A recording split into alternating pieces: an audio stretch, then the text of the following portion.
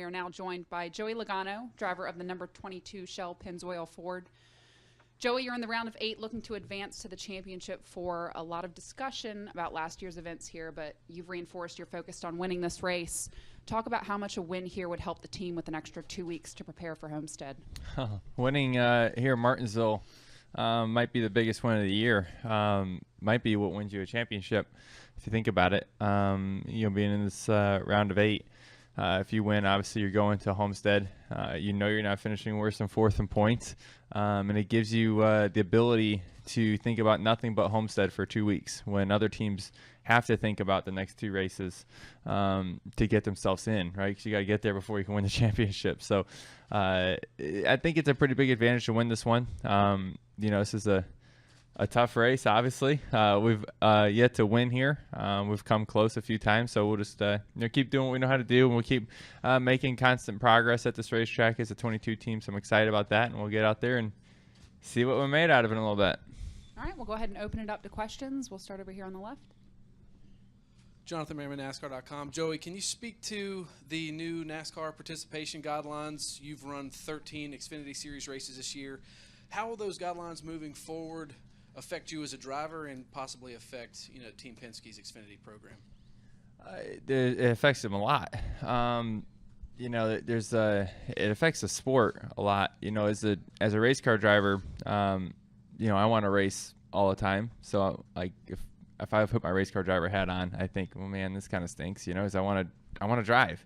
But I think from a kind of taking that hat off and looking at it more from a global view, I understand it. I get why we're doing that. I think it's important to have Cup racers out there because I think as growing up as a young race car driver, I learned that you only get better when you race against people that are better than you. And I think this has the ability to give young drivers that and young crew chiefs coming up through the Xfinity Series. So I think it gives them the ability to work with Cup drivers and things like that. So I think that's good that they have that mix in there. But, at the same time, you also want to have the opportunity for young drivers to have the opportunity to get into the seat and drive it at some point. I get that. And if you look at it from the business end, it's no secret that, a lot of sponsors want to have the big name drivers in there. They want to have Sprint Cup racers that can go out there and are proven winners. So that's definitely going to change the game quite a bit from the business side of our sport. So, for me, I've run 13 races this year or so. So it's not going to change my schedule a whole bunch. But for guys like Kyle and whatnot, it's going to change quite a bit.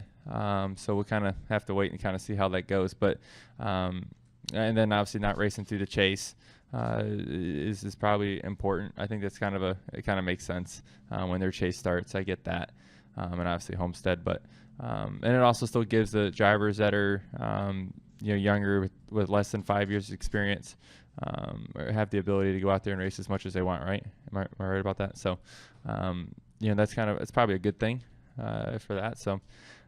Unfortunately, I've been racing longer than 5 years, so I don't get to do that. So I get it. It makes sense. And it's a long answer to that, but it makes sense. As a race car driver, I just want to race, and I kind of hate that I don't have the ability to race as much as I'd like, but I understand why this rule is in place. All right, we'll go to Jeff Gluck and then right behind him. When you roll back in here, how much do you think about what happened last year? Man, I was pretty sure I wasn't going to get this question. Who'd have seen that one coming, huh? Way to step outside the box. I honestly, you're never going to erase it from your mind, right? Because I'm not going to lie to you. I'm not going to say that. But I will say I don't focus on it. If I focus on it, that's a distraction of what my main goal is, which is to win, not think about what happened last year. If I can use it to motivate me, I'm going to use that to help me win. But that's going to be it. All right, we'll go right here behind Jeff.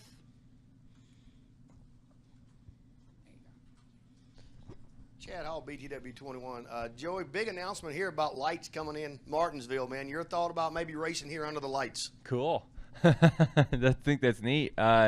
You know, Martinsville is the most grassroots racetrack that we come to, right? It's obviously has a lot of history at this track, but we all grew up racing at tracks like this.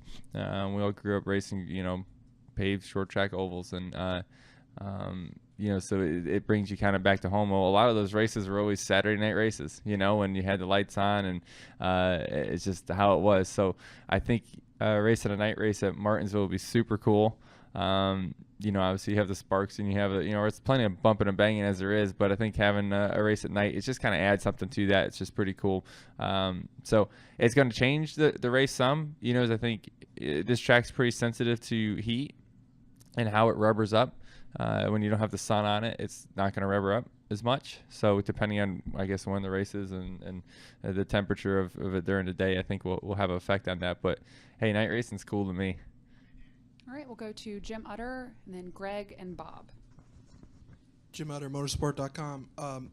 You talked in the beginning about how important it could be if you were to win this race, but you hadn't yet in this career. And you were leading last year at the time of that incident, and you won 3 straight poles here, I believe. Do you feel you have now come to a point where that is definitely a possibility for you guys, that you've gotten good enough where that can happen? Oh, for sure. I think we really do think, just because we haven't won here yet, we don't look at it as a bad racetrack for us. It's been a pretty good racetrack for us. We just haven't broke through for the victory and gotten that clock yet. So really would like to have that thing. It looks super cool. But I think this is a good track for us. Obviously, qualifying has been very good for us. So, you know, we have that part figured out. And as far as the rest of the race, you know, we've been good on the long runs and we've been good on the short runs, but we haven't put it all together at the same time. And I think that's what it's going to take. So we've been close before. So we'll just keep kind of, like I said, working on that. We really work off our notes here. This track is one of those tracks that once you kind of figure it out and what it is, it seems like that just continues every time you're here. And that's why I think you see a lot of the people here with so many wins. You know, so many drivers that have, you know, a ton of wins here at this racetrack, because I think once you get it, you get it. I don't think the track changes much that, you know, you're looking for something completely different. So we're just trying to hone in on what that is, and we've made steady progress at that. All right, we'll go to Greg and then Bob. Hey, Joey, Greg Engel, Cupscene.com. You talked about how this is a historic racetrack, and obviously it's one of NASCAR's oldest. You're still a relatively young guy, but how cognizant were you of NASCAR history when you came into the sport as opposed to now? And do you think it's important for fans to understand the history of the sport? That's a great question. You know, for me, you know, I was, you know, 18 when I first came into this thing, and you know, I probably knew the basics of NASCAR history, maybe not into as much detail. And I think, you know, obviously as you're around it, you learn more. You talk to some of the drivers that used to race then. You kind of hear their stories and you learn more about that stuff. And I think since then as well, there's been a lot of great specials that they've put on TV. That NASCAR and a lot of the media groups here do a great job on putting together some really cool historic features, which I think helps us all kind of promote about that, learn about that, because I think it's important to learn about the history of our sport. You know, I mean, you can look around here, you can look at some of these pictures and you think how awesome it is, but you know, we're all here for a reason, and a lot of it's because of the pioneers of our sport. And we owe them something. We owe them at least a handshake and say thank you for building what we see here today. Thanks. All right, we'll go to Bob Pockris. Bob Pockris, ESPN. You talk about not focusing on last year. Is it any easier or more difficult, like going into turn 1, you know, when you go by there to not to think about or not think about it, compared to, let's say, like Dover, the backstretch where you had, you know, the big flip? I mean, is it the same type of thing, or is it more difficult either place? I honestly don't think about it at either racetrack. If I'm thinking about that as I'm turning into turn 1, I'm probably going to hit the wall just like that, because that'd be pretty distracted. This track can sneak up and bite you pretty quick, and you have to just be focused in. You know, it's not on that. I can promise you, focused in on how to go fast, and I wouldn't think about that the whole time I'm out there. I can promise you that. All right, we'll finish up with Barry and Dustin Long. Barry Richmond, Piedmont Broadcasting, WAKG. last week, I think everybody took a collective deep breath after Talladega. Is there any other track in the chase that may present a challenge for the drivers in general, or you specifically, that you focus on? Yeah, every one of them becomes very, very important in the chase, right? And we've seen that last round. That, we were fortunate enough to get through the round with having a bad race in Charlotte. I don't think you're getting away with that again. We got lucky through that to be able to have a good run at Kansas and then winning ultimately in Talladega to get us through. So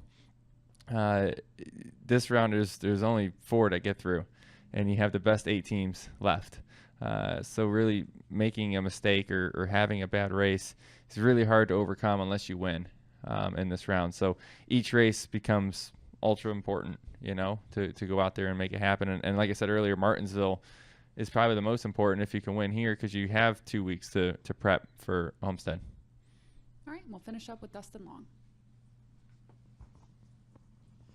Dustin Long, NBC Sports. Joey, the beauty of sports is before any event, everybody's an expert and can predict what's going to happen.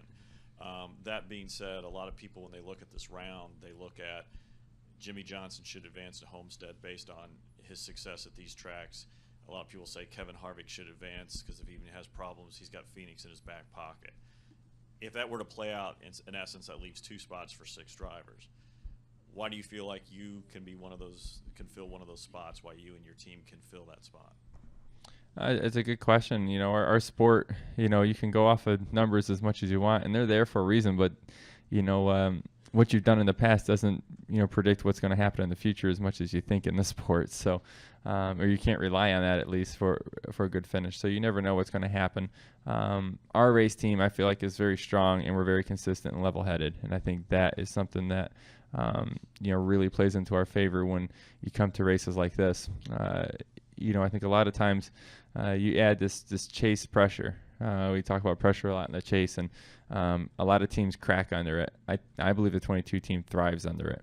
I think we're excited about that, and I think that's something that makes us strong. These are 3 good racetracks for us as well. We've won at Texas before. We've come close here. Phoenix, we've been consistently in the top 5. So, I think there are 3 good racetracks to help us get to the next round. And honestly, we don't think about what other teams have and what makes them, we think about what makes them strong at each track, but not the fact that, we can't go out there and beat them. We know we can do that. We know we can come out here and we can win all 3 of these races. So we know we can do that. We'll go out there and try to. With that attitude, you have to have an attitude like that, unless you shouldn't even strap into the seat. All right, thanks, Joey, and good luck this weekend. All right, great. Thank you, guys.